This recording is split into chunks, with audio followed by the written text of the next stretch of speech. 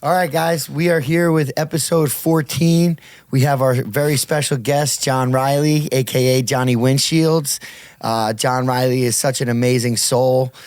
We have the same last name, and we look very similar, and I am proud to say that anytime people think he's my brother or my cousin, I just go ahead and say, yes, we are. Johnny's a very unique soul. He's such an amazing guy.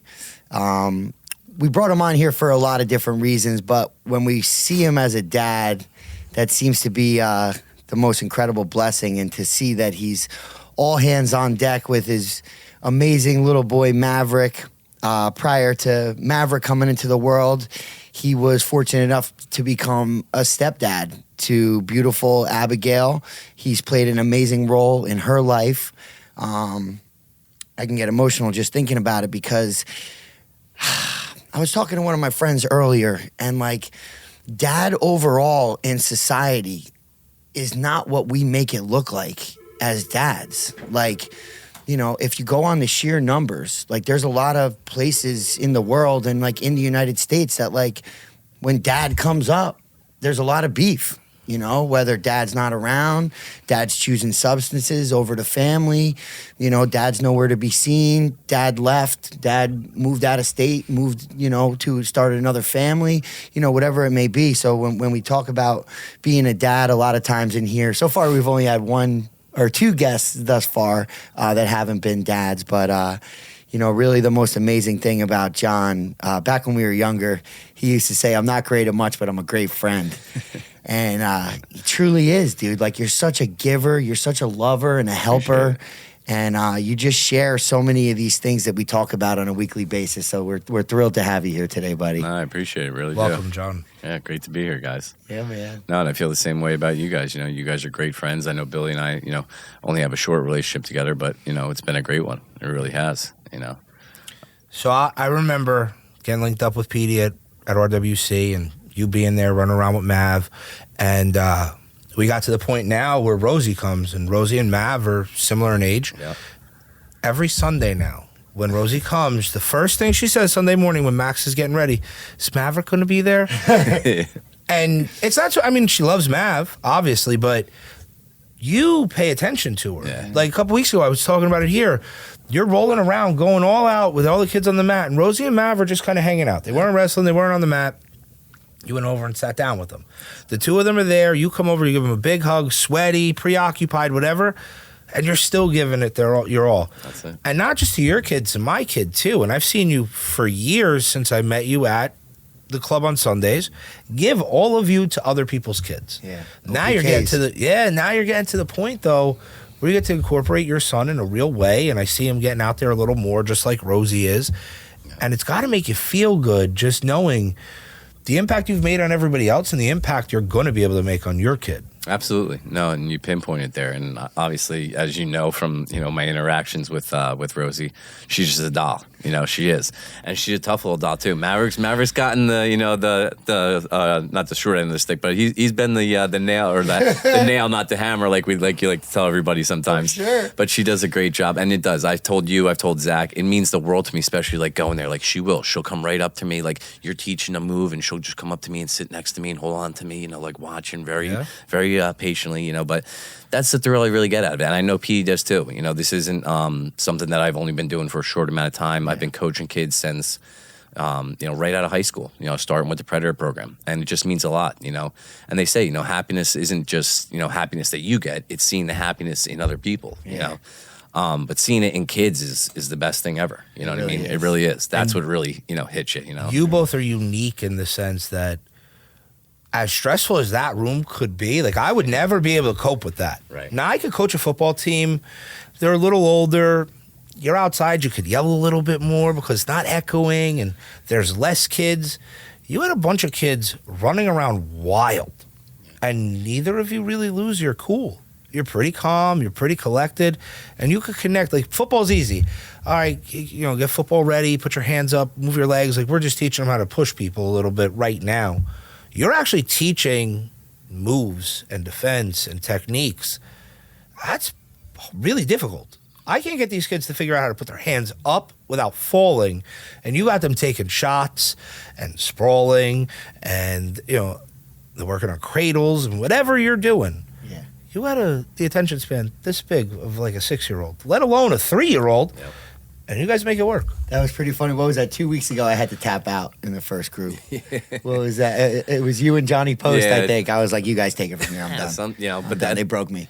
And that's, I think that's something that we know that, is going to come sometime, especially with the younger group, that, like you said, they do have a very short attention span. Yeah. And the tough thing with wrestling is, to point out in comparison with football and sometimes almost every other sport has quick breaks. You know what I mean? Football, you do the play happens. It's done in about less than 10 seconds. Yeah. Mm-hmm. You got 25 seconds to reset, make another plan. Wrestling's nonstop. The whistle blows, unless you go out of bounds or you get pinned, it's nonstop action. You know what I mean? But yeah, not to boast or brag about, Petey and I here, but I think it does. It takes a certain individual to be able to deal with the, the patience level of young kids and just being able to go through all the motions like you're mentioning, teaching different moves. You're not just standing in the same position every play, kind of doing the same thing. But it's great, man. It's the best thing in the world, giving back to the sport that we love and that we know, help mold us into the people that we are now. If you guys don't want to boast or brag, I will, because Sunday we had the Santa Showdown, Max's first wrestling tournament. Wish I was there. I didn't really expect much, and not that I don't think he could succeed. His first tournament, he's never done it before. You guys had him prepped. He knew what to do. He knew to get out there. And he didn't get pinned, and he didn't pin. He wrestled 3 periods straight through for his first match without a break, no breathers, like you said, just pure fight. You equipped him for that. Not me. I could root him on all day. You guys gave him the skill. I'm not going to say the skill set because he's not really refined, but you gave him the ability to fight and battle. Yeah. And he fought and he battled to his first victory, 8-7, not because of me, but because of you and Zach Cunliffe and the work, the knowledge that you've given him. So I'll brag on both of you in that sense. And I appreciate that, but you should brag on him too, Yeah. We're just the teachers. He's the one that went out there, had the courage to step out there by himself. Yeah. And it wasn't just him. Rocco got his first tournament victory. Francis won, Jack, Gavin, Roman, all the young boys that you guys are working with on Sundays and Monday and Tuesday when it's running, all showed up. Yeah. And they all showed out. And Max was out there in his RWC singlet, had his RWC shorts on. I got my pullover on. That's a testament to you guys. I appreciate it. But that's what it's all about, Seeing even though they might seem small, they add up over a long time, seeing those little wins. And it gives those kids, especially in wrestling, I feel, being an individualized sport, it gives young kids such great confidence. It's one of the toughest sports to do, but the confidence that they build knowing that, they went out there by themselves. Yeah, they had us in the, in the back yelling what moves to do maybe. It's still a split instinct, man. By the time I say, hey, shoot an outside single, the other kid's already moved. You're not in the same position, So it really makes them both more confident in themselves, but also more humble too. Because like you said, not every match is a win. Yeah. The first match and the second match that you mentioned with Max were totally different. But he came off, like you said, in the second match a little less disheveled than the first one because it was just different. But it's a humbling sport, but it definitely builds so much confidence in young kids. So credit to him and all the kids that just keep coming every Sunday and keep going out there on the mat. That's what it's all about. I know. Yeah, we were talking a little bit before we came on that our approach is definitely unique, and it seems to be very rare because I was observing a lot of conversations amongst parents, kids. It's chaos, bro. Yeah. These tournaments are absolute chaos, and I feel like the adults lose sight of the fact that there's a little kid who's growing up in this world that we're in today in 2023 who's out there by themselves. And some of these coaches, some of these parents, some of the things that they were saying to these kids, I was like, man, I wanted to go up and give these kids a hug, man. The guy's freaking out on somebody for losing and that's so rough, man. Especially to see, young kids, you don't want to demoralize them. No. You want them to only want to progress and be better in the sport. And when it comes down to it, I hate to say it about a sport like wrestling, it's definitely grown since we were younger, which is awesome. But the longevity of becoming a professional athlete in wrestling, let alone any sport, guys, we're talking less than 1%. Yeah, so exactly. why are you really going to beat up and yell at a young kid no matter what sport they're in? You know what I mean? It's not going to help. I think some of those parents or coaches are living vicariously through the kid, and maybe they don't have any accolades for themselves, and now they're trying to achieve that level of success through their son or daughter. For sure. Now, for me, I've kind of followed Petey's approach, and I'm blessed in the sense that I don't know a ton about wrestling. I wrestled just to stay in shape. I was terrible at it. My cousin Mark was a good wrestler. Michael was a decent wrestler. But I got Pete and I got Zach, who have older kids and have kind of been there. So when I question what I'm doing and I see other parents maybe doing something different, I have a sounding board in Pete and Zach. And, they're not rushing their kids or in their face screaming at them like we saw the other day. And I'm good with that. Like, balance me out. Show me how to handle it to set my kid up best for success. I saw Mace. Mace's out there killing it. Swagged out. And I've never once seen you put your son down, get aggressive with him. I mean, of course you want what's best for your son, but you're not trying to motivate him by cutting his legs out from under him, telling him he sucks or, whatever. I heard a lot of really surprising talk from parents to children. Me too. And it's like, it's upsetting. Me too, man. Yeah, my approach with Mason has definitely been a little bit different. But I've been listening and observing for a long time, and like Vinny Santinello from Sure Thing, he had like a much different approach, kind of like what I'm trying, and like we're all kind of trying on like the sustainability of like long-term wrestling success, or just like liking the sport and like wanting to be around it. And like Vinny's been trying to coach these parents at Sure Thing for a long time, and he's like, I didn't even put my kids in youth states until like middle school. Yeah, his kids are both wrestling in D1 right now. They're both the starters on Pitt. Both of his sons had like a lot of success in high school. And like, guys, your third grade state title, like, how sustainable is it? Can you keep your foot? So some kids maybe, but like David Taylor just put up a post about his wrestling journey when he was young and his approach now as a coach, and it looks much different. He's like he was saying like a lot of him and his. He said him and his brother didn't necessarily get injured too much, but he said a lot of those kids end up getting injured. What are we chasing here? Like, what's the end goal? And I've been telling everybody, I want the kids that I coach to love wrestling from when they're 17 to 22. That would be ideal. And when I was talking to the intermediate group last night, I talked to him for like 20 minutes, and I was talking to one of the coaches beforehand, and I said, sometimes the biggest wins in wrestling happen off the mat. You don't realize until you're in the workforce and you're out working these other guys. Or you're showing up and you're just doing things that nobody else is going to do. Different or you're persevering, overcoming obstacles. Like all these things that the sport taught you, you could have had the best wrestling resume or the worst wrestling resume, but as long as you stayed the course throughout, the real wins come off the mat. And that's been my approach. You've heard me say it. I don't want my son to be a loser, but I'm okay with him losing now on a wrestling mat. It's equipping him with a skill set later in life to cope, to learn to work hard, and to learn to overcome those obstacles. And you know what? Maybe in a different environment, learning. I mean, he could be at a private club and doing whatever with whoever, but I don't know if he'd get the same values that you've instilled on him right now, or more importantly, that you've instilled on me, because you've taught me how to be a wrestling parent, just like Vinny's trying to teach his parents now. You taught me where I'm at. So you're saying it sets them up for the bigger win off the mat later in life. That's what I'm looking for my kid, especially now.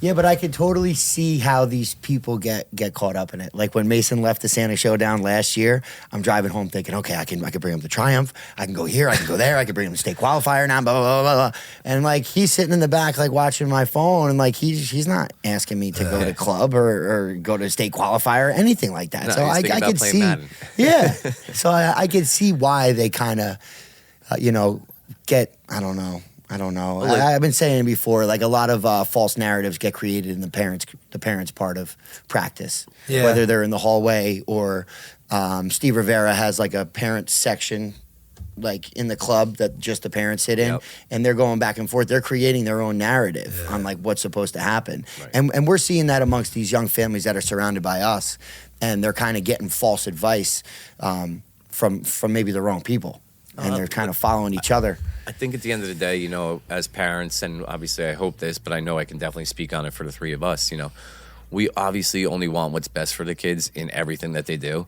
And that's why I've always encouraged, you know, in the past, you remember the McKenzie boys, you know, their uncle took them to every sport that they wanted to do and let them try everything.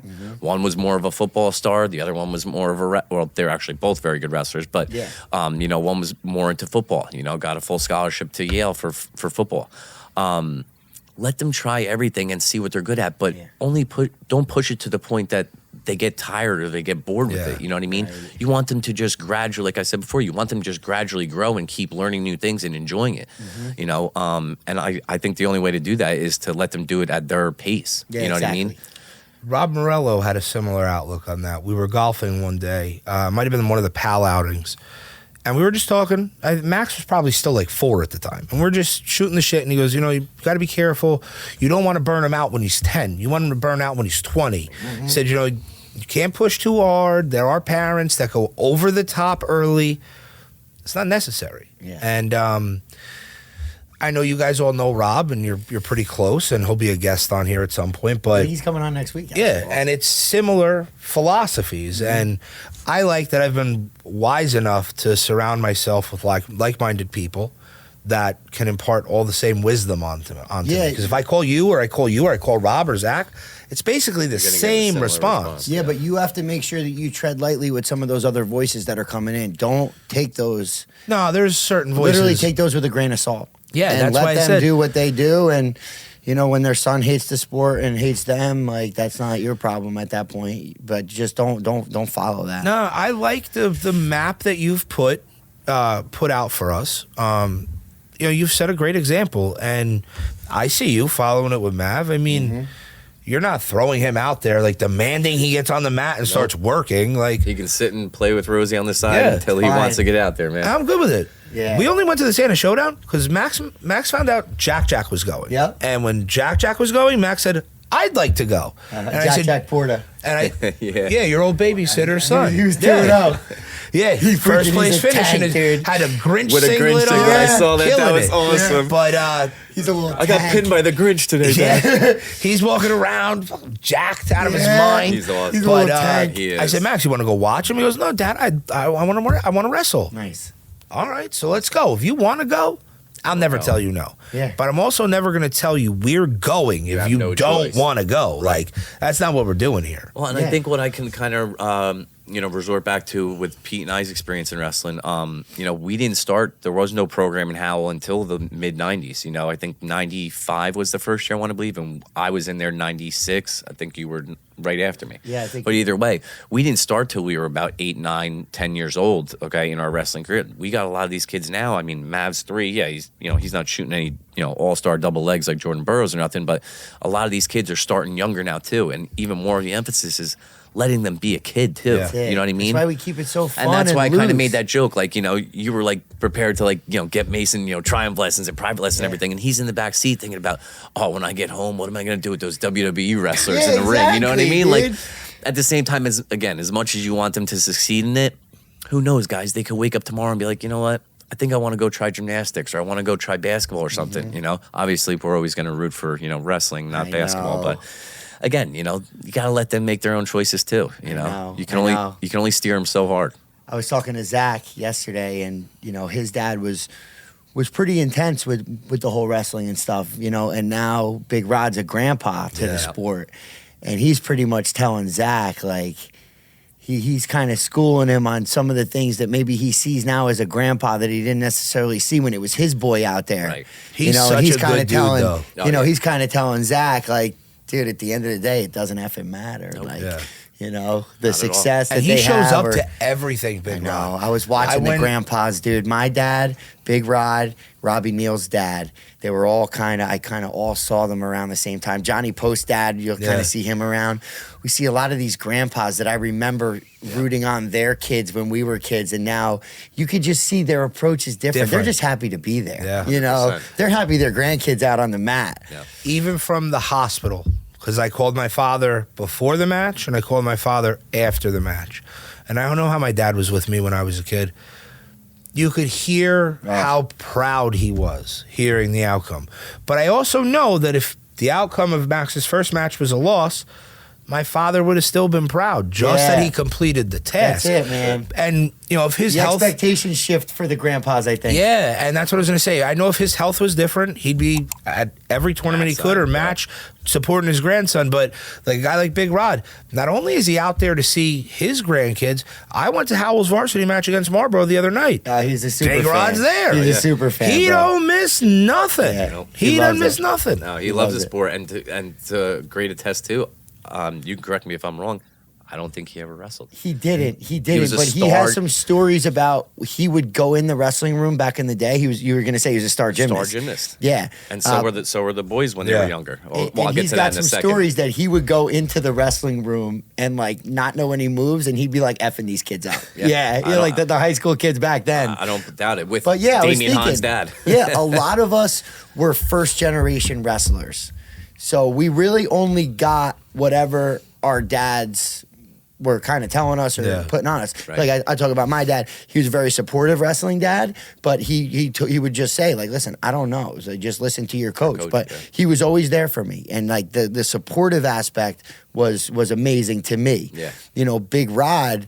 Big Rod, he would be driving us to tournaments. He'd have Every AC/DC weekend. cranking, Yeah. getting all Getting fired amped. up and Oh, all amped nuts. up. And I remember Big Rod. I remember seeing Big Rod at Regions. And I went to Freehold Township. A lot of my friends went to Howell, and like I would see him at these tournaments, and he'd give me a look and.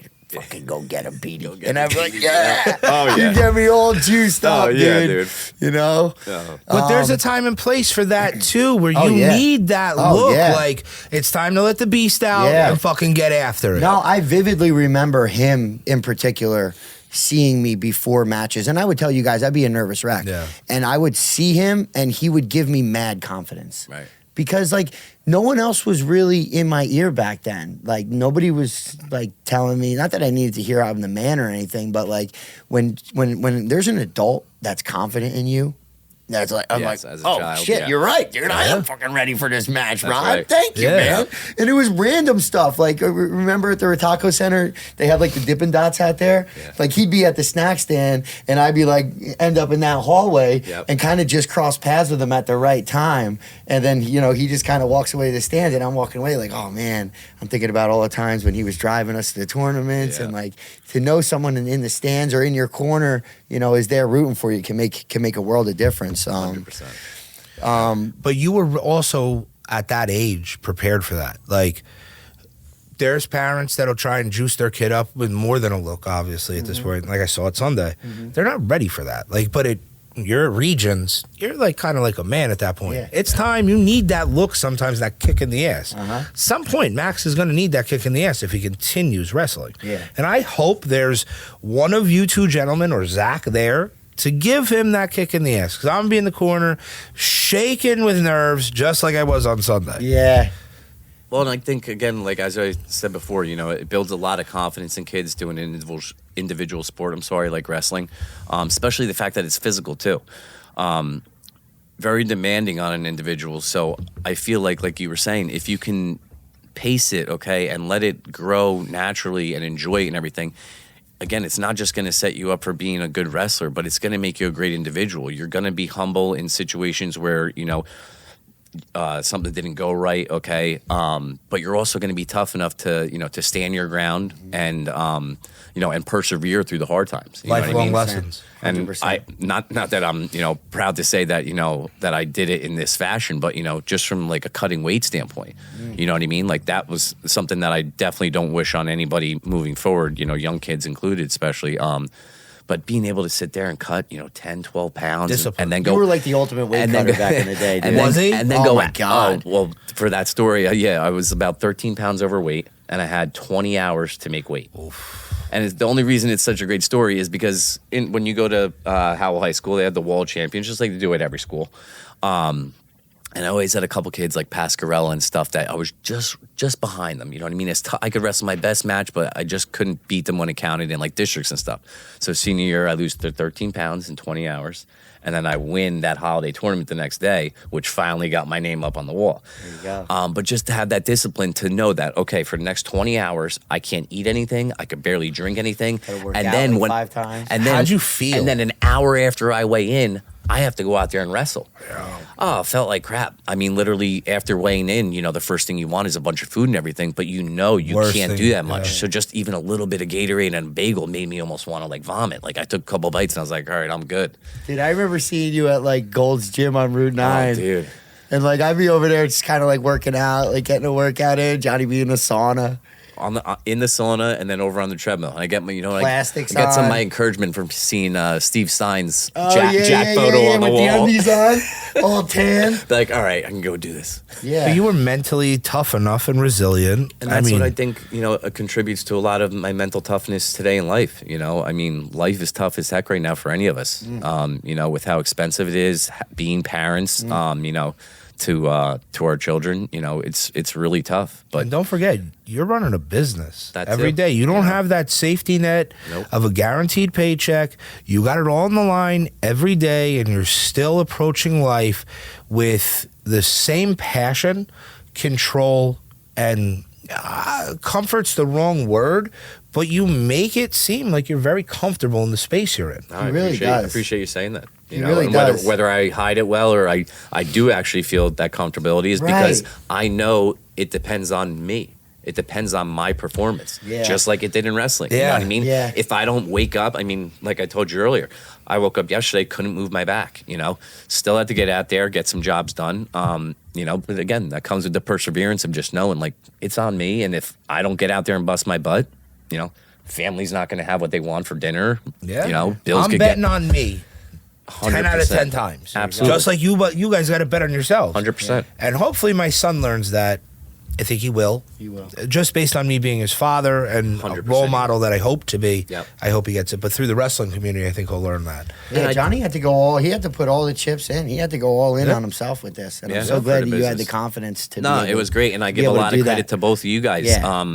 And Zach too. I think both of you were there the day I walked into Yeah. certified, and I was just like, dude, I think I'm gonna go out on my own. And It was both just time. looked at me like, dude, just do it. Yeah. You know what I mean? Like you can do it. You've been doing it for X amount of years. You know what you're doing.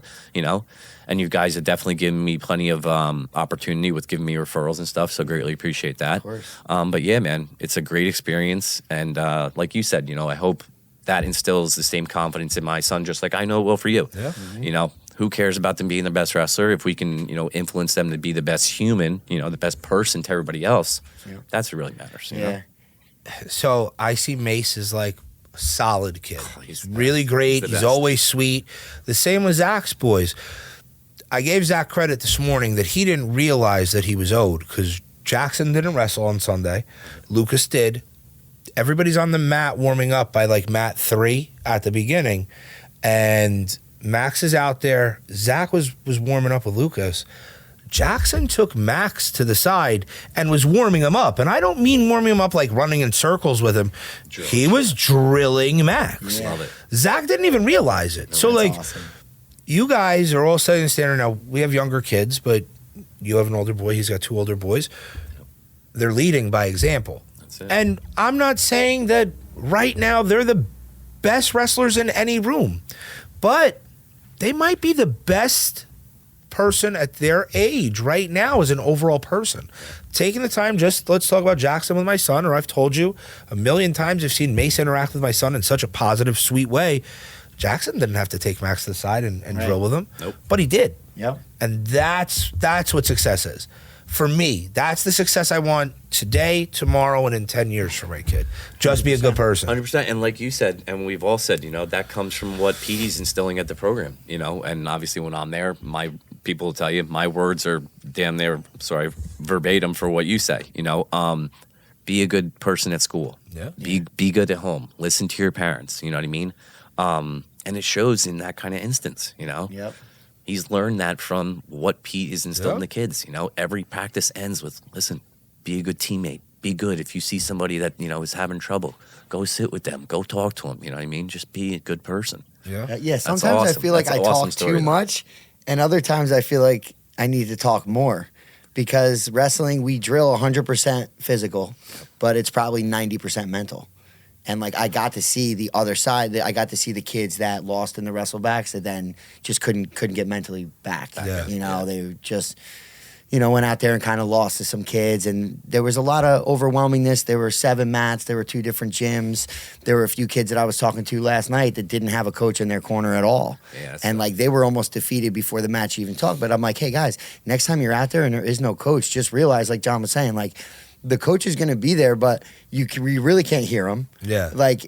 So for next time you end up out there by yourself, my bad, nobody else was there, but we're in 2 different gyms. Right. Just know that the coach is probably going to tell you to pick down, or he's going to say defer. Yep. As long as you know that, like you know what you're doing, you know what the expectations are. No one thinks you're going to go undefeated your entire wrestling career. But they also got to be confident enough. Yeah. Maybe but not that's at hard 6. for a little kid not to have a coach. No, I get it, but yeah, they have to realize, and maybe a parent has to step in at some point and just say, I got it. The coach isn't here. He's going to show up at some point. Right. We're going to get through this. Like, I don't know shit about wrestling, but I know enough to tell my kid, go out there.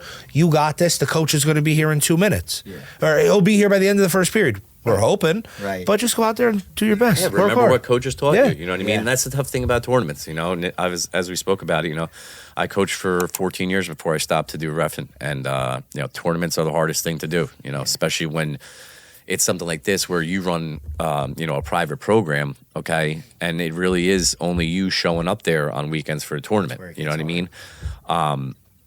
You want to give your love and support to everybody, but at those tournaments, you just You can't. only have so much. You There's can't. only one, And it's hard for young kids' parents and the kids to understand that what the heck are we supposed to do without a coach? I know. But as you explained, if we talk to you about how the match goes, you know what position to take and how to wrestle. Yeah. The only thing you're really looking for me, and I love being there. That's the whole part of the whole reason for doing coaching. But they they lose that comfortability, so to say, without us, one of us there. Well, and that's thank God, or luckily, you had Dave Porta and Lou Riggy show up to do the Little Sharks. Because think about how much more your burden would have been if those guys didn't take responsibility for the Little Sharks. Because everybody's looking at you. Because there were a lot of Little Sharks showed up. I mean, what were there, 7 kids, 6 kids? Now add that to your already big workload. Yeah.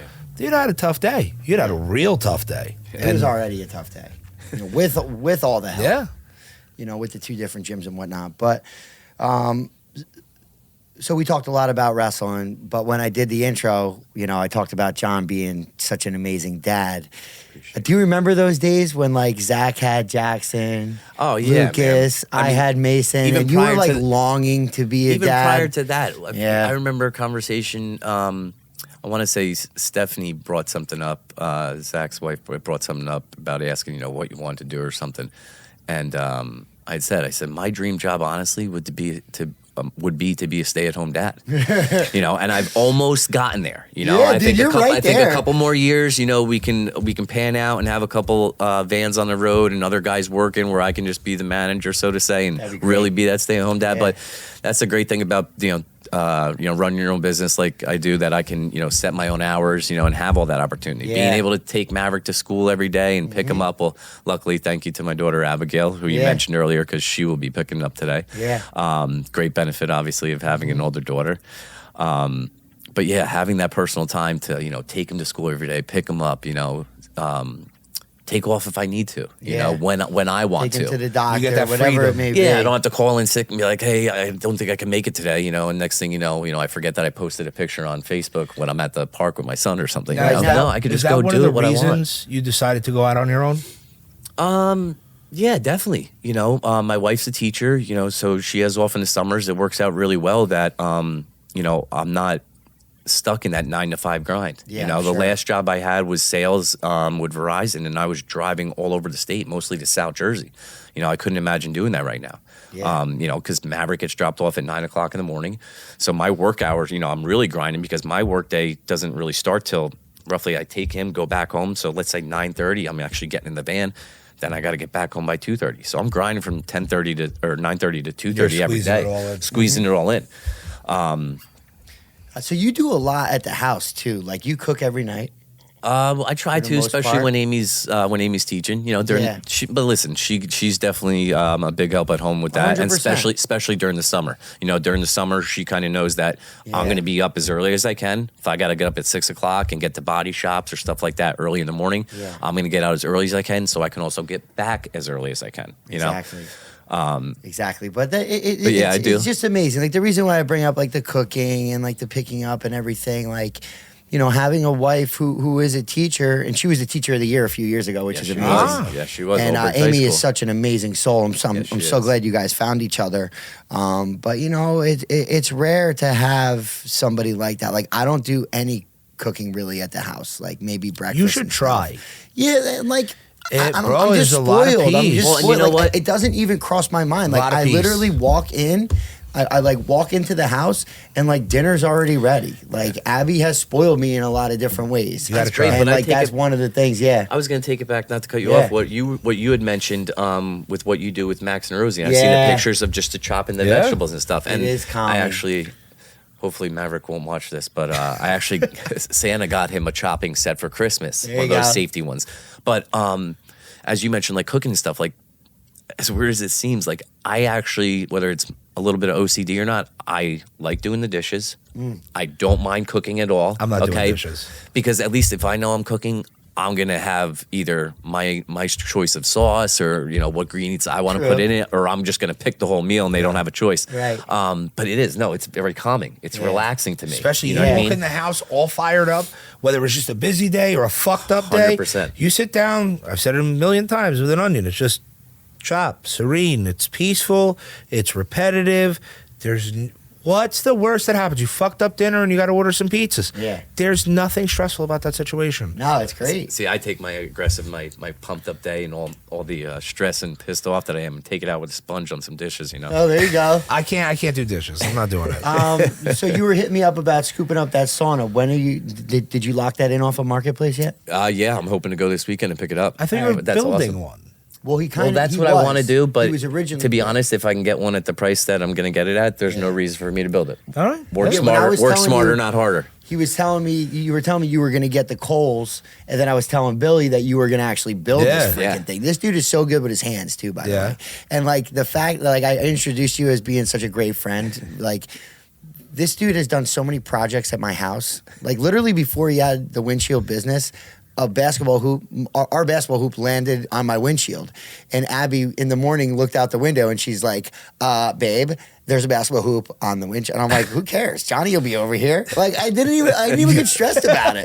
I was like, oh, John will come by. Don't even. She's like, how are you so calm? I'm like, because I know John's going to pick up right away. Right away. He's probably going to laugh about it and he's going to be here. Yeah. Like we have the solution. Like John is just like the Swiss Army knife friend. And I'm so glad Has it that always been that way? always been that way. He's always been the go-to guy. Always been that way. Yeah. And I'm just glad that Abigail and Maverick get to feel what we get to feel. You know, because like I saw a video Ed Milet put up and he said that like, you know, when his dad was at his deathbed, like just his family was there. And he's like, you know, like your golf bros aren't going to be there. Your buddies from high school aren't going to be there. Like when you're old and you're on that bed, like your family is going to be there. So I'm just so glad for John that he has that family because he's been giving us that loving family nature ever since we're younger. And he instantly gave it to me. I'm sure. Now, That's how he rolls. I don't know. A lot of people tell me, like my neighbor told me this weekend at a holiday dinner that I'm very intimidating and she was afraid of me when she first saw me. I don't do know. have I guess that I look. kind of give He's off got that a little bit. vibe a little bit, With the but tattoos and the bald head. I kind of give that I was gonna vibe say off the beard, maybe. not the But The beard too, yeah. But Johnny like welcomed me like instantly, Yeah. and our friendship grew pretty quick Yeah. because he's easy to grow with. He's like bro, you got to be like one of the easiest people to talk to. Just mean, like him, man. For you guys to be friends so long, and Zach and me to get connected with you guys later on in life, and you accept me so openly. I can only imagine what it would have been like if we were friendly 15 years ago. It was fun. It was fun. You missed out. Yeah, I've heard the stories, though, boy. I've heard the stories. He did, but I think between your childhood and our childhood, if we did cross paths, it's probably for a reason that we didn't. Yeah, we probably might not off. be here having this conversation the same way right now. You're You know what I probably mean? not wrong, but I know. Probably better that we joined up now. As- in Yeah, life. exactly. as calm You're right, John. and chill as you guys are, and the bonds that you have, like I have lifelong bonds with people, but some people just never progressed in certain ways and stayed the same person they always were. Right. I haven't watched it, but I've heard the stories of you guys. Oh, God. And I've heard the stories that's let me see the growth you've had today. Yeah. And it's Yep. not like one of you outpaced the other. You guys climbed the ladder all together. Now, maybe you had Maverick at a little bit later of an age, and they had kids a little younger. But as for emotionally and maturity-wise, you guys all kind of took those steps together. Thankfully. definitely. Thankfully. Yeah, Because but the that's way we nice. were, like when we were younger, like it wasn't sustainable, dude. Like we might not even Yeah, be I fucking here. get Like, that, shit that we man. were doing. All, and- everybody, all guys are knuckleheads when Yeah, they're we younger. all just got you know? so hyped and we were just down for whatever. If that was doing gainers off of Big Rod's roof into the pool, Thank then God that's we what it didn't- was. yeah, I mean, thank God we there didn't was cross no. paths. There was no one in our crew that was like, "Hey, this is a bad idea." Like, Yeah. if But we've somebody always had the that- idea, it was like, "All right." Yeah. But we've always had that great camaraderie and, Yeah. and brotherhood since Yeah, that since we started in started, youth and you wrestling. guys have talked about it too. You Yeah. know, Pete's very thankful to the phone call that all of his friends, me being included, made. I was going to bring that up. But we would all do it for each other in an instant. You know what Yeah. I mean? And not just that. Just like he said, you got a clogged toilet. A mirror I broke or just hit him something. up You need me to last come. week. You need me to come hang something. You need me to come fix the windshield. Yeah. If there was something in that avenue or whatever that I needed, and same thing. If I needed you came, got my car, 100%. put a new starter and battery in it within hours that morning. We have that bond, that friendship that we are willing to pick up the phone at any time for each other because that's what we are, and, Yeah, that's the and it's thing. hard. I agree, and I thank you for pointing that out. I'm very thankful for the at least handful, if not more, friends that I've had basically come from wrestling. Okay, that have been 20-year, 30-year plus friends. Yeah. Not a lot of people can say that. But it means a lot. It really does, and we'll continue that way. That's just the way we were brought up and Yeah. the But you way guys we are hope lucky to like influence our that. kids. So, I mean, Yeah. I have lifelong friends. My best friend, Mark. My childhood friend, Bobby. I think he was my first friend growing up. Lost my first tooth in his backyard. That's my guy. We talk every day, but just life pulls us in different directions, right? So I have kids. He doesn't have kids yet. Mark also doesn't have kids yet. So, like, they're off doing their thing, and they were the closest people to me.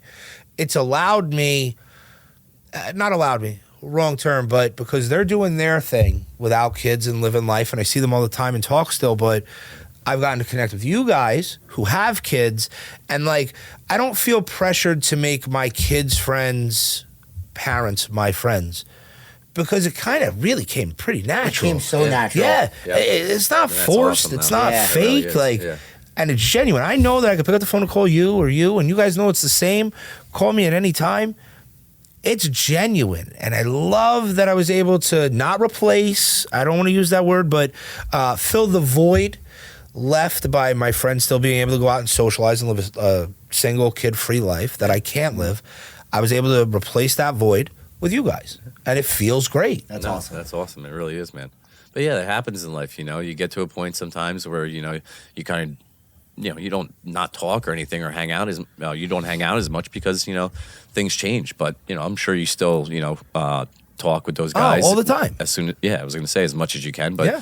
no, we're more than happy to Petey more than anybody welcome and happy to have you in our lives, man. It's a great addition to our group. Oh, It definitely. really Yeah, is. and Oh, Zach, you guys, too. Yeah. and you guys opened me up to. I wouldn't have met Scott without coming to your program. I mean, maybe we would have Yeah, hooked up true. during football, but we probably wouldn't have the same relationship if I didn't see him every Sunday at the club, and we had talked, and then... This guy's cherry-picking parents out of the wrestling club to work at Certified. Certified. Yeah, that's true, Zach, Scott. Yeah, you might not be wrong. You're over there recruiting while we're at practice. Yeah, well, it's working out. I like to It worked out surround good. myself with people that, if I got to be at work every day, we might as well be around like-minded, good people. Yep. Now, I don't need and I told this to Scott when he came to work. I didn't hire you to be the best service writer or service manager around. I didn't hire you for your amazing automotive knowledge because you have zero.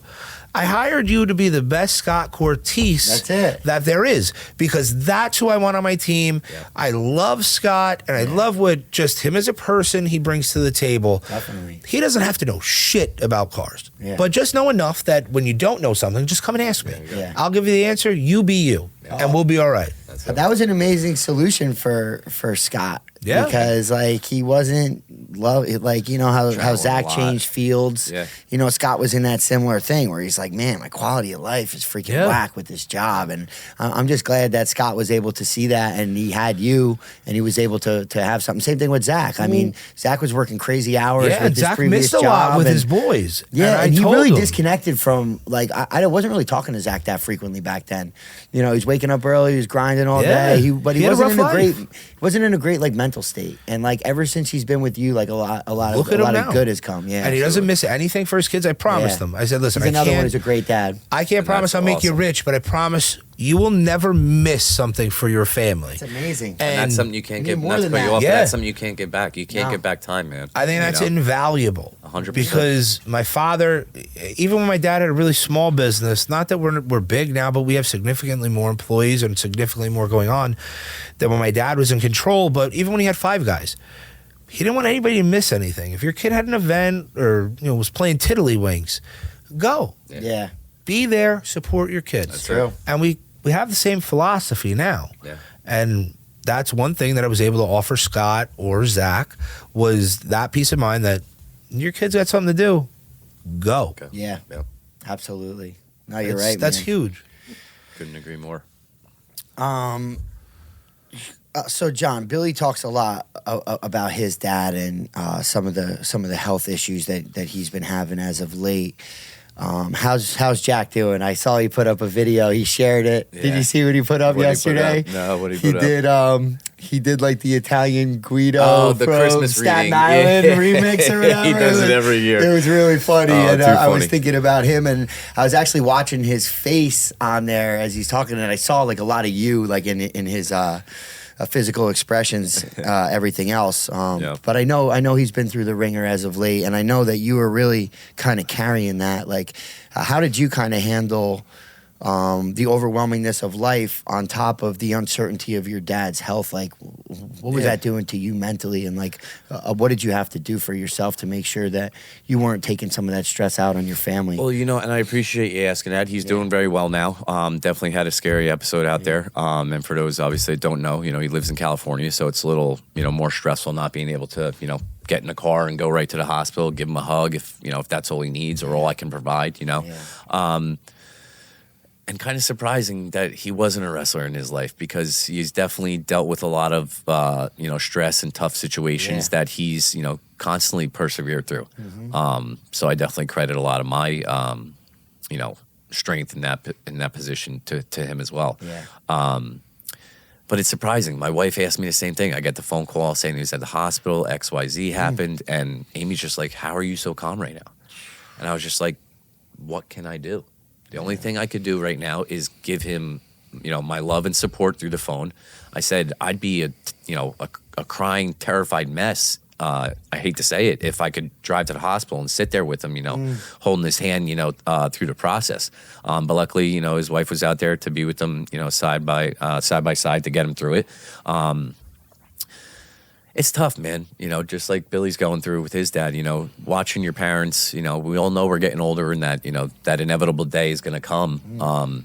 But it's tough. You've had somebody that has supported you your whole life through everything, and to not be able to really do anything, you can take them to every appointment that they need to, or, wherever they need to be, whatever medicines they need to take.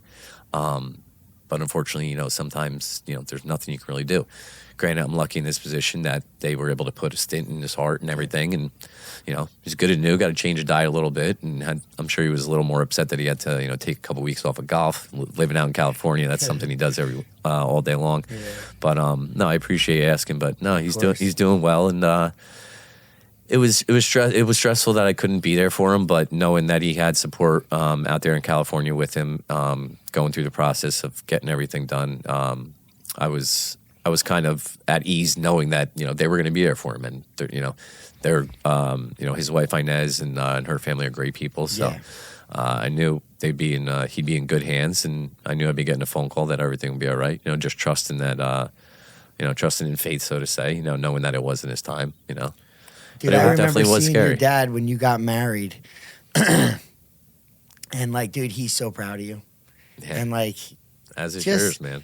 Yeah, just to to be friends with somebody for that long that you could then see their dad be a grandpa.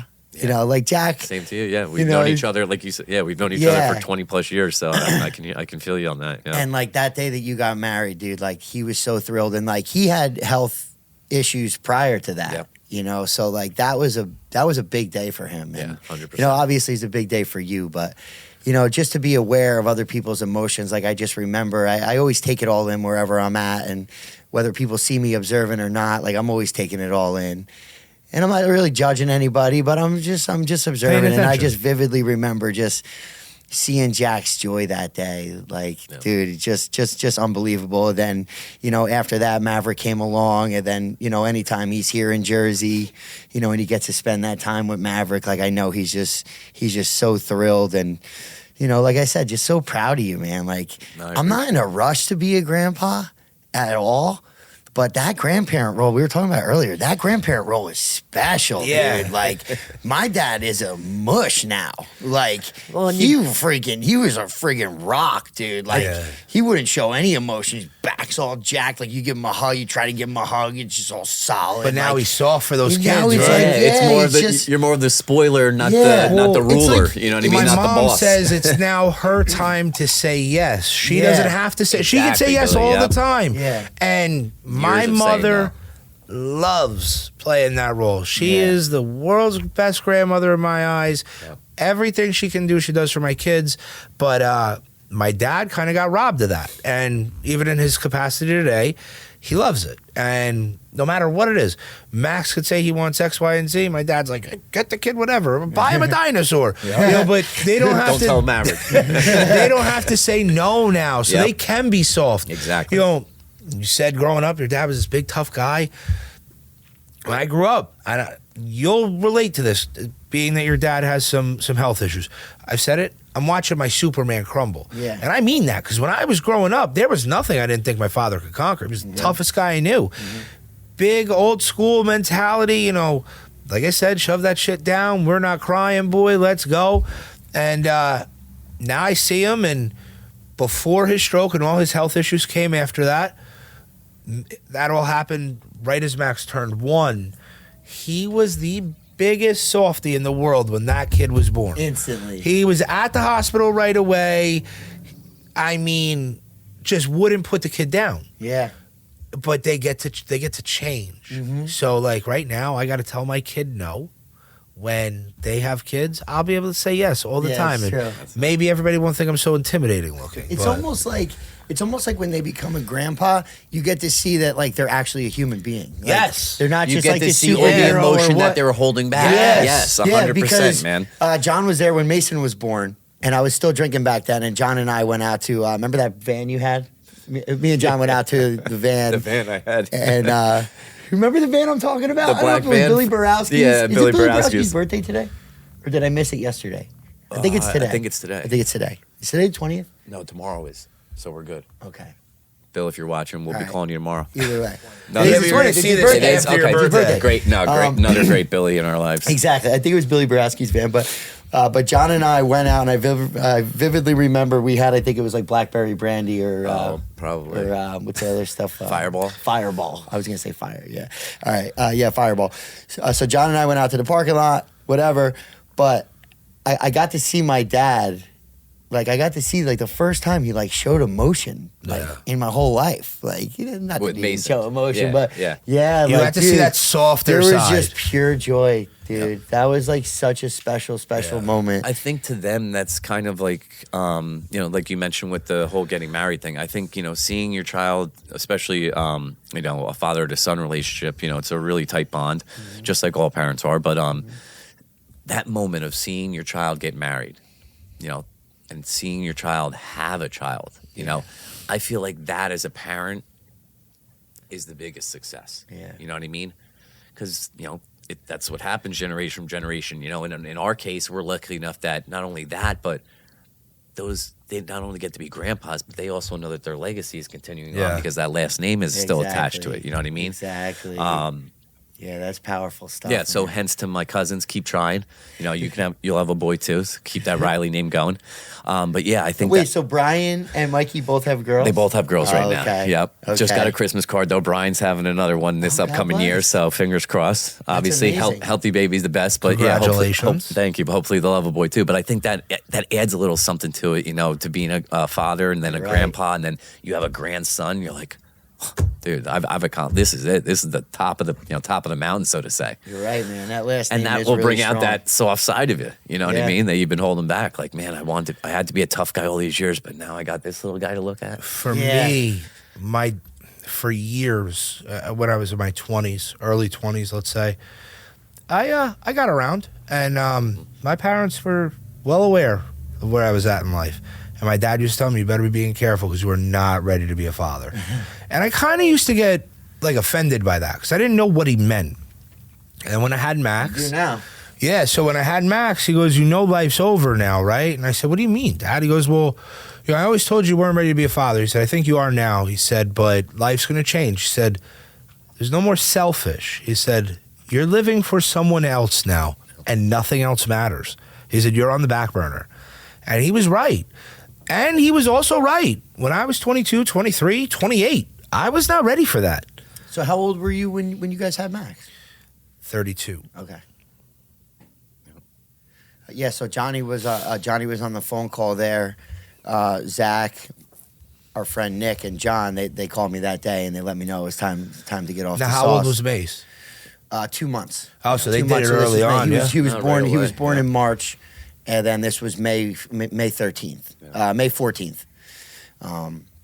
That those guys called me, and over the last it's been about 8.5 years that I've been removed from alcohol. I was a little bit worried about those same guys who called me with the alcohol because I kept saying like I wasn't doing this alone either. So I was always You're kind of with us. Yeah. I was always kind of worried about my buds. Like I didn't want to say anything because like they didn't have any health scares like I did that pretty much forced that call.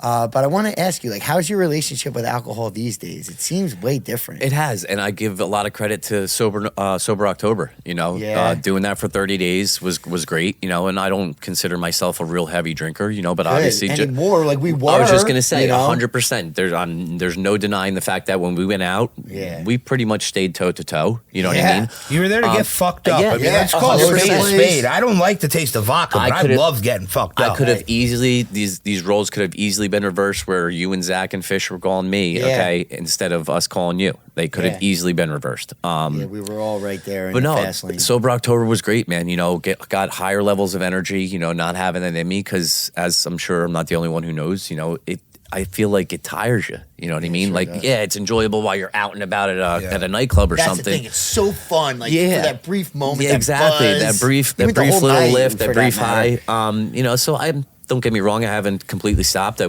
did my full Sober October for 30 days Solid. and probably and you know, I've still had a few drinks since then, but yeah, you just got to find that happy medium and take that intake level down, you know, cuz you know, things like that, especially alcohol, tobacco, you know, those things are the ones that really cut your life shorter than anything. You So know let what I me mean? ask you a question. You did Sober October. Yeah. Do you did you actually feel your body like kind of cleanse itself and like an actual change like 100%. instantly? Was Really? it gradual?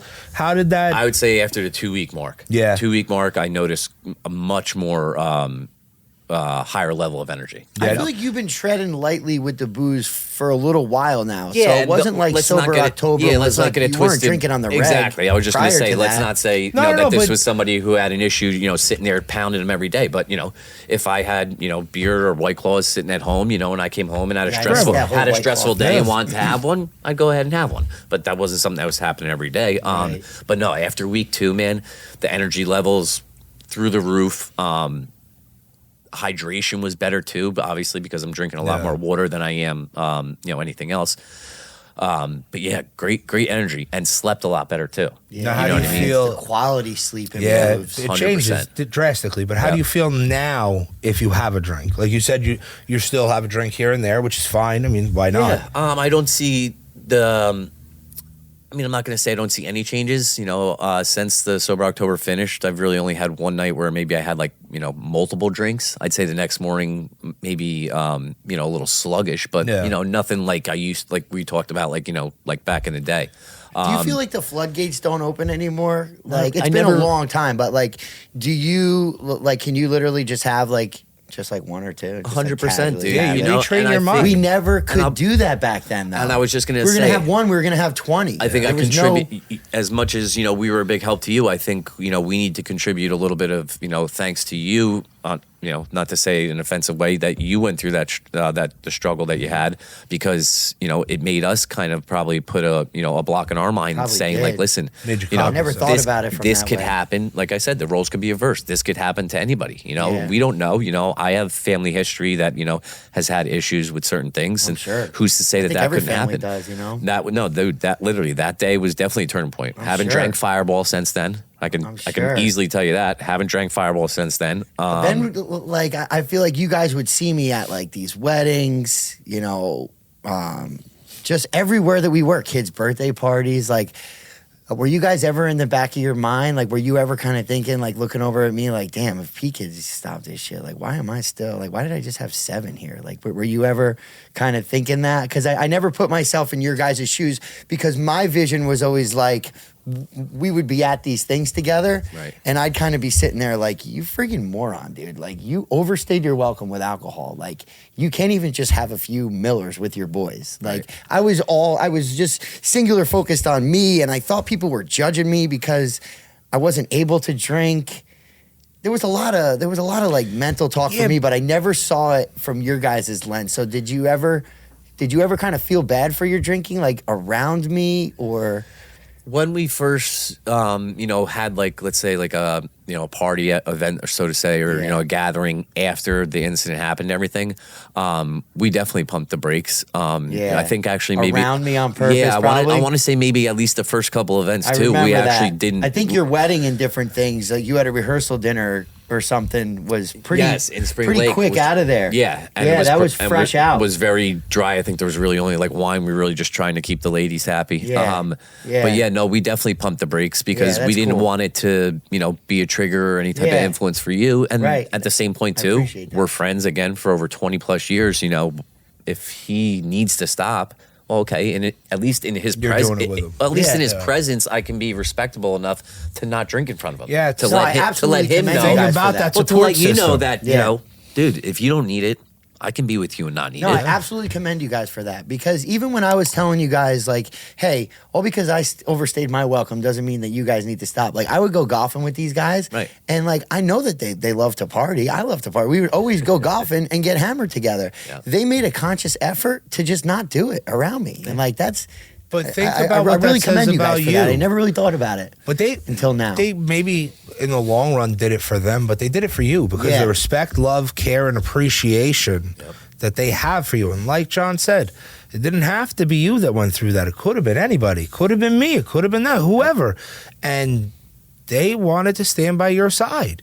They were not your drinking buddies. I know they were. Those my were friends. your fucking They were my boys friends. then, and they're your boys now. Yeah. That's right. Drinking water or pounding beers Didn't Don't matter. Nope, still does doesn't. not matter. Yeah. But we've gradually gotten, we to go back to that, obviously a few activities or gatherings went by, and now I think it's definitely a lot more comfortable for us, knowing, and we knew you were going to get through it regardless. That's just the individual that you are. You're a tough, minded guy, and both physically and mentally, obviously. But we knew you were getting through it. But we wanted to provide the best type of support we could, and show you that so that you could get through it as well. But yeah, now we're at gatherings and stuff. It's we different. don't. Yeah, it is, because we've seen you get through it, and we know we know that. You're exactly well over that hump. So I'm not going to sit here and get plastered at Mason's birthday party or anything like that. But like you said too, I did catch myself and realize that I can, I don't need to go to a party and sit there and have 10 drinks. Yeah, well, how do we feel about golf, though? Are we getting hammered at golf? Sorry to interrupt. Yeah, no, you're fine. No, I've realized that's not a good idea too. As much fun as it is when you golf with Zach and our other buddy Nick. Yeah, I feel like you don't have fun golfing with Zach. They can drink as much as they want and still perform well. Okay, right. It's a struggle enough for us to want to perform our best without any alcohol. Yeah, the alcohol comes when you just start doing really, really bad. Then you're just like, okay, this golf day's over. So I should be hammered every time I golf. Then I mean, that's called spade a spade here. I know those guys. A relationship with alcohol on the golf course is like John Daly. Like they don't they're fine. I was watching John Daly talk about how he was drinking. He went on a bender and he beat Tiger Woods like the next day, and he had some breakfast. Yeah, he had an interview where he said he's like, oh, if I could play drunk, I'd probably beat everybody. Yeah, he says he plays better. Crazy. I know. But I give Zach a lot of credit to that, because once he had kids, golfing became less of a drinking sport with us too, because we were golfing at 5:45, 6 to 6:30 in the morning. Yeah. You know what I mean? Yeah, to make sure you're back for 10. And I'm not something. a coffee guy, so I'm not going to sit there and have an Irish coffee or anything crazy at 6 o'clock in the morning. But yeah, listen, it's part of the activity. But again, we everything in moderation. But yeah, we don't need it, dude. Moderation is so. I don't need it, and if it helped you, in that short term, keep your mind focused on the end goal, of staying sober, then I didn't need to have it around you. It's just so crazy, because you guys called me almost 9 years ago, and now people call me for help. Yeah, but that's because you're a role model, exactly. bro. It's what they're seeing. Man. You're an example, and since the day I met you, you never gave yourself enough credit for being Pete Reilly, and I would always tell you, you have to accept who you are. And maybe you're getting a little bit more cognizant of it today, but you're Pete Reilly, bro. You're a role model for kids, for adults, for parents, for athletes. You are the guy. You're the guy I look to for guidance, advice. Same here. Yeah. Yeah, that's the thing. Like John and I, I have this mental checklist with John and I. He's done all these projects at my house. I named a few things that he's done. The list of things that he's done for me is probably significantly larger than what I've done for him. But what I've been able to do for him is he'll send me a text, hey, could you talk? Yeah. And I know, I was just going to say that. Johnny's got to talk it out. And then just let him talk it out, go for a walk, give him a few minor tips that could help him. You're the guy. That I know. And sometimes that can equal 5 projects he did at my house. That one talk can kind of have us even. Or even more, dude. Yeah, and I have a feeling Johnny's not keeping score either. No, he's not. He's not. I feel like no matter what, you could call him and he's there for you. And everything. I think there's no bigger evidence in, he thought, showing you strength and support by trying to ease your uncomfortability around him drinking or whoever when you were younger shows that unwavering support from this guy. Yeah. Now, do you think that their support and how they handled it being around you in the beginning, in the early stages, do you think that was a big factor in you being able to maintain your sobriety and get to that point? Looking back now, for sure. Yeah. But I had such tunnel vision to stay away from it. Yeah. If those guys didn't call me, though, dude, I would still probably be boozing right now. I might not even be alive, honestly. What was your, back to that day, what was, your response there? You might even remember better. Did you get defensive? Yeah, exactly. No, man. not at all. They called. More emotional, I would say. Yeah. It was pure emotion, dude. Were you drinking when they called? No, I wasn't. I had a seizure on Bob Walsh's front lawn the day before. And they called me, and there was no beef, dude. No. There was no beef. And maybe it was their approach, though. They didn't call me and they were like, Yeah, we Dude, weren't you're yelling fucking at up. him or anything, you know. You're such a fucking idiot. Like, I can't believe you did this again. They were like, yo, dude, like, We love you. we love you. Like, we think that, I vividly remember I was living in Belmar and I used to go to like the outdoor shower to talk. I wouldn't turn the shower on, but that would be like my Little privacy, private phone booth. you know, and I kind of go in there and, you know, I was talking to them and there were 3 other voices and they all had the same energy. But I feel like that's a great question, Evan. That call can go way different I think it depends on the situation that person's in and how they relay the message. So I think that my soft landing when people call me and I kind of let them talk these things out, what they're going through in their life and maybe kind of get to a little bit of these pain points. But I feel like people's delivery on those calls are off a lot of times. I didn't need them to make me feel any worse than I was already making myself feel. I already didn't feel good as it was. Like, even prior to that seizure, like, I knew that I had this little baby. I knew that I shouldn't be drinking. I was waking up every morning with a lot of regret. Like, I was already in a pity party as it was. Right. If these guys would have called me and they had a different approach, I easily could have been like, fuck you guys, I'm going to Connolly Station right now. Yeah, why the fuck are you guys even calling me? F you guys. Yeah. So I feel like that's an amazing question. And if you are in a situation where there is a loved one or someone that you care about is overstaying their welcome with something in particular, and you are feeling the need to make this call, know that person is really suffering. Yeah. Like, they're having a hard time without you making them feel bad. Yep. They already feel bad. So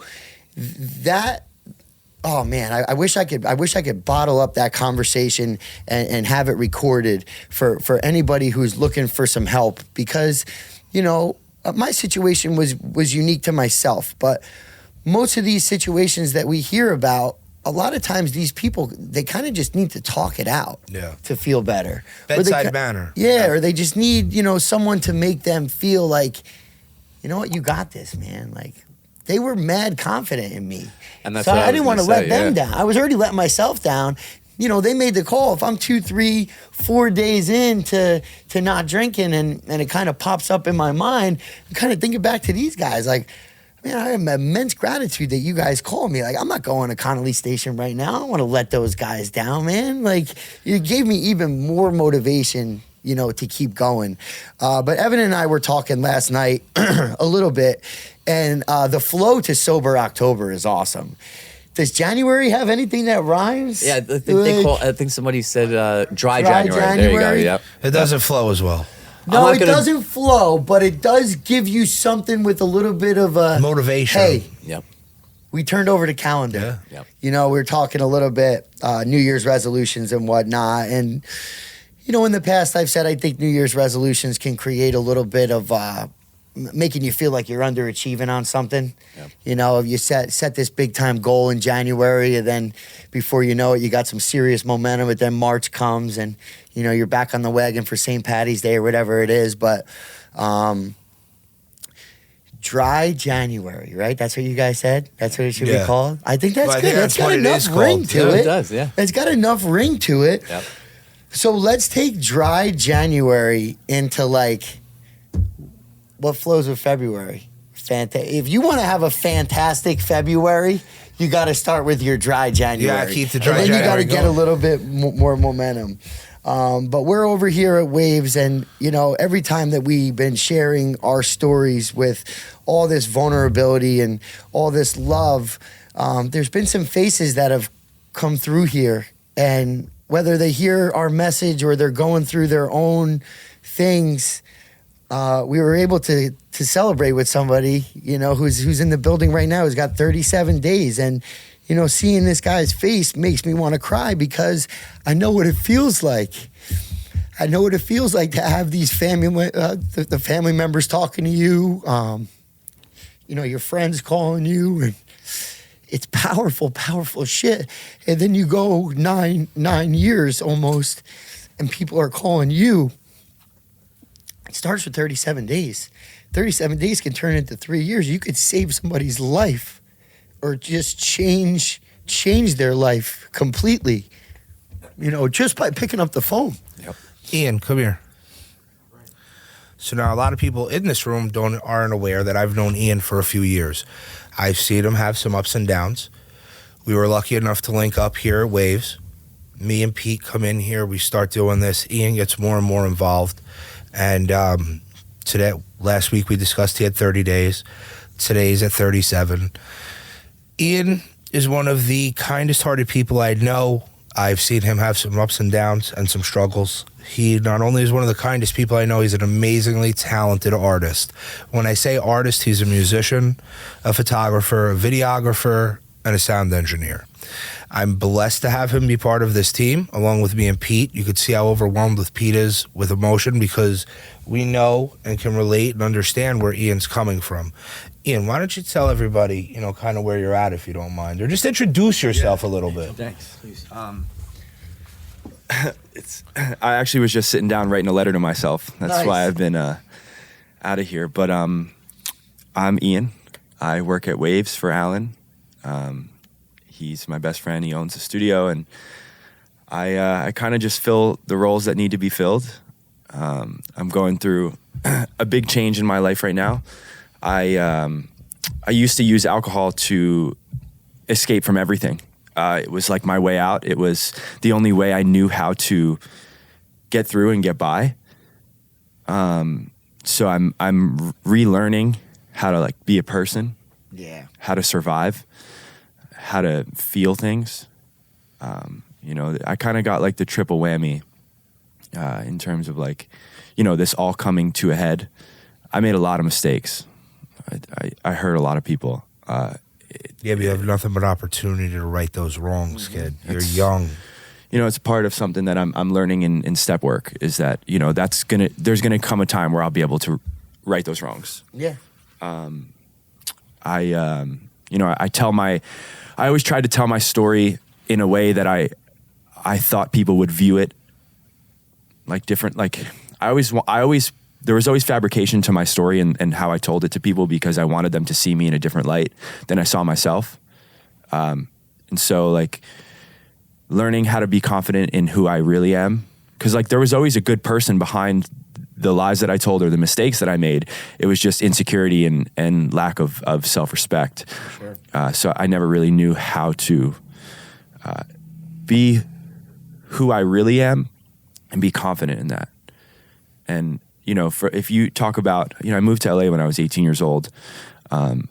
From all aspects, I had the world by the balls. I signed a record deal, did all those things and went on tour and I was so close. And instead of enjoying those moments, every time something good happened, it was about proving to people that it was something more than it actually was. I think a lot of people fall into that. Live an entire lie. Talk about living an entire lie. That's exactly what I did. Yeah, but here you are now, 37 days clean, 37 days sober, rewriting or writing your next chapter. Like Pete always says, you always got another story to write, another page to turn. Another song to write. And here you are, and I'm sure you have people like Johnny in your corner was for Pete. And He said Alan was a big... Alan, that's his boy. Childhood best friend. I 5 know years the old. love Alan has for you because I've been around both of them for a long time. I probably met Alan. How old is Alan? 27. We're the same So yeah, I age. probably met him 7 years ago because one of his buddies started working for me. Me and Alan got friendly. By proxy, I met Ian. Me and Ian have had some talks throughout his struggles. And problems too. Billy's been in my tornado. Billy's been a part of my tornado. But one thing I will say is, as fucked up as this situation could get, and Did get. and maybe by happenstance touched me, he always knew he could call, and I might not have gave For him the sure. advice he needed or wanted, but I told him what he needed to hear, and I hope you know that support is unwavering. It always is. And when you would call me, and then I would call you 30 times the next day to make sure you're good. I know I was annoying the fuck out of you, but it was coming from the best place. Yeah. And look at you now. I'm You're trying. like a dude. major sound engineer for one of the country's biggest podcasts. I sure am. We're fucking syndicated, bro. We're on all the platforms. We got, what, closing in on 11,000 YouTube views? Bro, we are fucking big time. I sure are. Big time. Look Yo, at you. Listen, man. I'm ready. Joe Rogan just tried to hit me the other day. I'm and not I was- surprised. He was just saying Ian. he was living a fake life, you were- dude. Let's not get back there. Let's not Wait a get minute. back Got the there, best dude. bald guy in Wait, your we don't podcasting, have the right? biggest podcast around? You do. Yeah, and Howl at Waves. It's We had the great, biggest man. podcast. You guys really do something special. Appreciate that. It's really cool to watch. Appreciate that. The first time I sat in here, I was like, damn, like these guys have a lot of knowledge. Like I always used to be the person that thought I knew everything, and then you hear people that are smarter than you and have gone through more than you, like speak. And I've learned to just shut my mouth and All right, give me a hug, listen. kid. I'm proud of Yeah, I want to dude. end on a good quote Exactly. here under that note, too. Exactly. Appreciate you. No Hey, we're proud of you for 37 days, man. Keep thank it rolling. you. Yeah, I wish I had my tag. I'd throw it in the Yeah, camera. dude. But Thank there's you going to so be a much. I appreciate time it. in the very near future that you're going to be fortunate enough to be in a situation that I'm in, that people are going to be looking to you for, sure. answers. I hope so. Yeah, no, they will. I hope so. You know, this is part of what I want to do in the future is like Well, be you're able here to at the table today to tell And this story. guys. Especially with holidays approaching, Oh, it's hard. there's not many of you that know me, but find me on Instagram or whatever. Hit my inbox. Hit Pete. Like, we don't have any answers, but we're kind of here to talk, help you guys through a rough time. If You got the tools. whatever it is. You got the yeah, tools for we sure. can maybe provide you with some tools to help yourself, whether it's drinking or you're just uncomfortable, having some dark thoughts. Whatever, we're here. I'm sure Johnny's willing to talk, or Yeah. you know, whatever. Yeah, just thanks, guys. just get at us, bro. We're here for everybody. Absolutely. For sure. Keep it rolling. That's all. Keep it moving. Let's go. Keep Thanks, it bro. moving, Appreciate baby. it, Yeah. Crushing Good it, stuff. man. 37. Good Love stuff. it. What kind of quote did you want to have? I don't remember what movie it was from, but I caught a good quote that reminded me a lot of like what you guys are doing, you know, and what I strive to do. You know, you guys are great leaders, whether you know it or not. But like I mentioned before, that happiness isn't just all about your happiness. You know, it's coming in seeing it in others, especially what we get to see with the kids. But it said a society grows best where old men plant seeds in which they know they will never sit in that shade. And I'm sure I'm messing the wording up there. Yeah, Okay, Mike but Heyer and I always resort but back to that. But that really resonated with me coming here today because you guys are really doing that. You know, you're coming on here. I don't want to say exposing yourself, but putting yourself out there to tell your stories, struggles, and achievements to hopefully help other people. And obviously, you're doing that in the community too. You know, with the wrestling program that you have, with all the wonderful help that you do. You know, with the police and what was the Halloween thing that you guys did over there. Everything. You guys are always contributing back to the community, and I just wanted to make mention of that because you know it really means a lot to me too. Because I'm hoping to have my business grow more and more to the point that I can give back to the community as well. Because at the end of the day, You're already giving back to the a community, village, John. You know what I mean? No, I appreciate it. You know, but it takes a village, you know, to raise everybody and make everything work coherently. You know, and you Yeah. guys are doing a great job here now, and I'm sure your words now that you're on here are reaching more people than you know, and it's great. It really is, and I Hopefully, that was the appreciate you goal. guys having me here. You know, We appreciate you coming. having you, man. Yep. I hope you come back. 100%. that'd be Anytime. This reminded me of like those sessions at Certified on a Friday for lunch. Yeah, definitely. We just need Johnny Ryan in here. Yeah, I mean, I really just kind of broke down as I was looking over at Ian because I just see a lot of my younger self in him. You've said that before. Yeah, he's got the aura about him. You know, you He's a could good tell kid. he's got a good heart. You know, and he's a good soul. And it's really the good-hearted, good soul people that I've noticed are really battling some of these really hard demons, and they're kind of, you know, They say the coping happiest with this people, stuff. or the people that appear happiest, Yeah. are the ones struggling the most. Yeah, Yeah. it's And- true, man. And I feel like the ones with the really good hearts, the really good souls that are struggling with certain substances, they're really, it's really weighing on them a lot more than they're really talking about. Like 100%. they don't want to let other people down. Every Yeah. time that they get called out or the next day there's a call, like that shit hurts them even more than the selfish guy who's just been a dick to everybody that just chooses to do coke all the time. I mean, he's not really letting anybody else down but Yeah. himself. That guy isn't really wearing it the way the good-hearted guy is. And you know, some of these guys might be dads. You know, they might be people that are, you know, pretty close to us.